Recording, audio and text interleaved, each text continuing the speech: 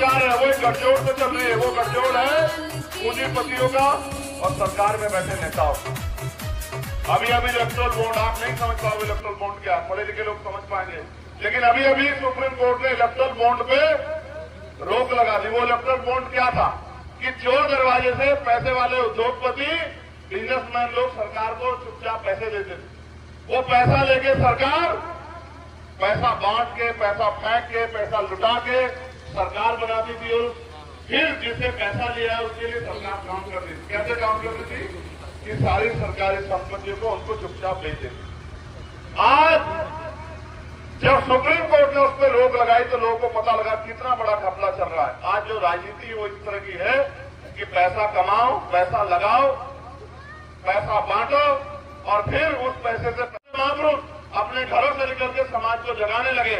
और इस मंच पर बैठे बहुत सारे लोग जिन्होंने अपनी सुख सुविधाएं कुर्बान की, उनके संघर्ष की वजह से सरकार मजबूर हुई कि आपको एक मकान बनाने की आजादी भी इस देश में मिली। सच ये है कि वो नहीं चाहते कि गरीब का बेटा अपने पैरों पे खड़ा हो और अपने परिवार के सुख दुख तकलीफें जो है उनको समझते हुए उनके दुख दर्द कम दूर करें।